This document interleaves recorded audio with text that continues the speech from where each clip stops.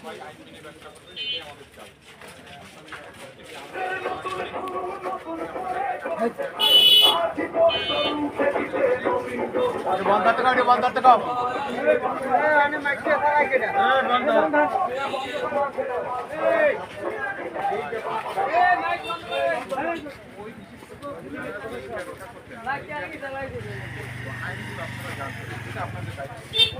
বাংলাদেশে কত টাকা আইন আছে আপনি সবাই জানতে পারবেন, যারা ভাই আপনি যেটা করছেন ধরেন কেউ হোটেল ব্যবসা করতে, বাংলাদেশে হোটেল ও রেস্তোরাঁ আইন হোটেল ও রেস্তোরাঁ আইন নামে একটা আইন আছে। যে হোটেল ব্যবসা করবে তাকে অবশ্যই আইনটা জানতে হবে।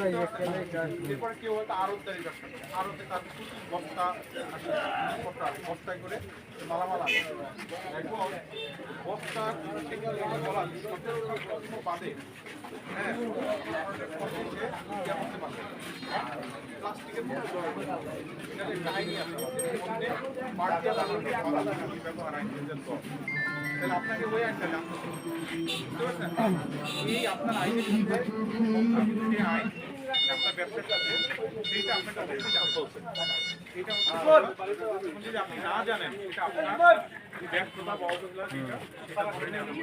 ঠিক আছে, 2 নম্বর হলো এই যে বস্তাটা এক্সাম্পল দেওয়া হয়েছে না, এখন তো বস্তা তো উপর লেভেল থেকে আসতেছে, উপর লেভেল আসতেছে নওগাঁ যাই হোক, উপর লেভেল আসতেছে ওই বস্তাগুলো, কিন্তু এখানকার যে বস্তা আড়তে আসতেছে সে আড়তদার তো জানে না যে কি বস্তা পাঠাবে। আচ্ছা আমি বলি, এখানে চালের বস্তা আপনি কি জানেন যে পাটের ও চালের বস্তা হয়? সেটা তো জানি, সেটা তো বলতেছে বারবার। মানুষ প্লাস্টিকটা কেন নেয়? পাটের বস্তা নিলে তার প্রতি বস্তায় 50 টাকা বেশি দাম পড়তেছে, 1। 2 নম্বর হলো অনেক মিলে, বেশিরভাগ মিলে আপনার এই আইনটা মানে না, সেটা মিল পর্যায়ে মানে না। এখন আপনার প্রশ্ন হলো যে আমরা তো যার বস্তা রেডি করে আমরা নিয়ে আসি, আমাদের কি দায়ভার? দায়ভার দুইটাই। যেমন আমি আপনাকে বলি, যেটা অন্যায়, আমি যদি মাদক খাই তাহলে সেই খাওয়াটা অপরাধ হবে, যে বিক্রি করে তার আরো বড় অপরাধ, যে মিলে তৈরি করতেছে তারটা আরো বেশি অপরাধ, বুঝতে পারছেন? আমরা তাকেও জরিমানা করি, আপনাকে পাইলে আমি আপনাকে জরিমানা করবো 1000 টাকা, 500 টাকা, 1500 টাকা। ওনারে পাইলে আমি জরিমানা করি 50,000 টাকা, 1.5 লাখ টাকা, বুঝতে পারছেন আমার কথা? আমি কিন্তু তাকে ছেড়ে দিচ্ছি না। না, আমার কথা যদি ওখানে প্রোডাকশনটা যদি না আসে, যেমন এই যে পলিথিন জন্য মাঝে মাঝে রেট দাও।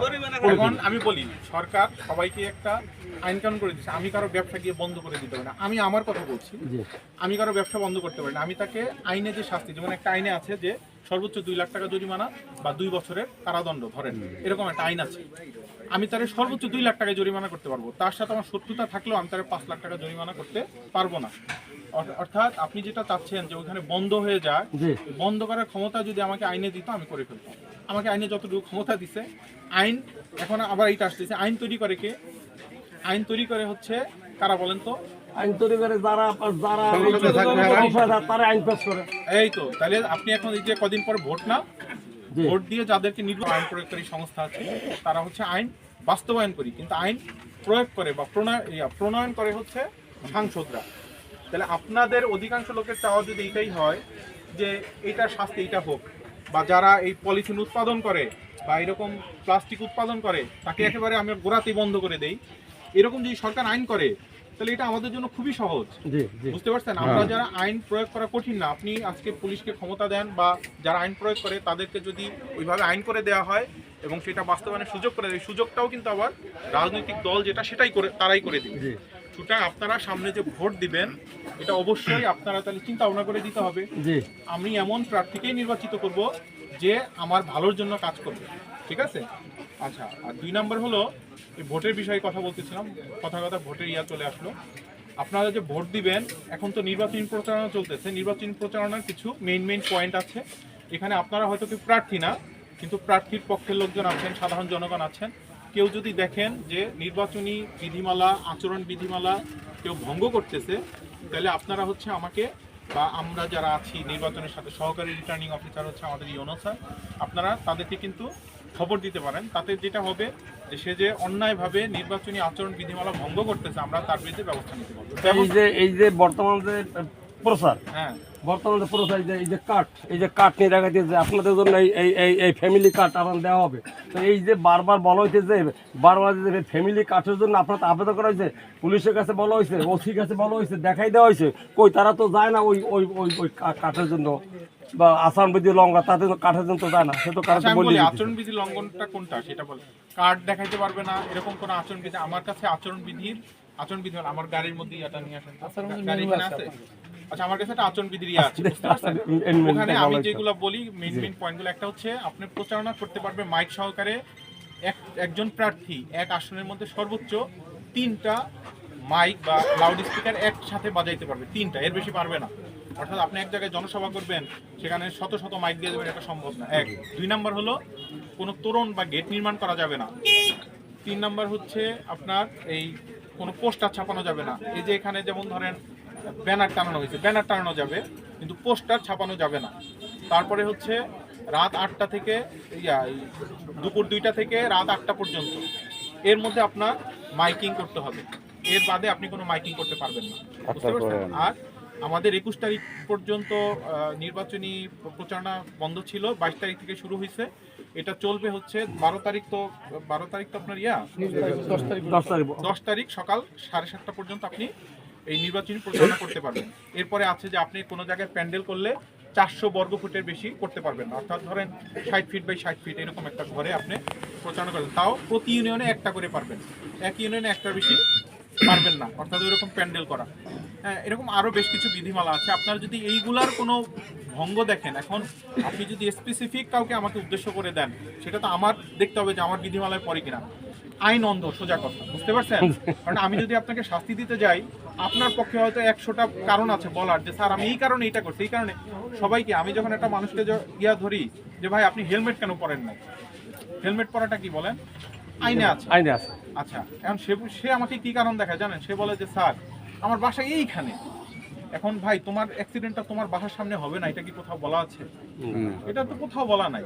তার মানে আমি যেটা আইনে বুঝবো, অবশ্যই আমি আমার বিবেক বুদ্ধি প্রয়োগ করবো। আমি এই জন্য ম্যাজিস্ট্রেট, বুঝতে পারছেন? ম্যাজিস্ট্রেট আইনে বিবেক বুদ্ধি বা বিচার বিবেচনা সে প্রয়োগ করবে, এটা ঠিক আছে।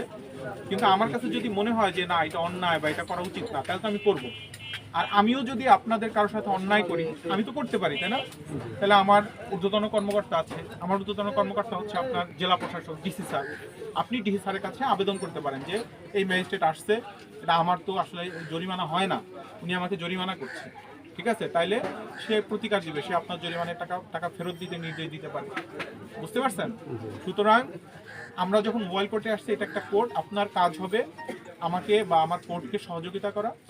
এরপরে যদি আপনার এইটার বিরুদ্ধে কোনো অভিযোগ থাকে, থাকে, এরকম অনেক হয়, দেখা গেছে আমরা কাউকে 6 মাস 3 বছর জেল দিয়ে দিছি, তো সে পরবর্তীতে আবেদন করছে, সেখানে হয়তো কমায় তাকে 6 মাস করে দিছে, হইতেই পারে, বুঝতে পারছেন?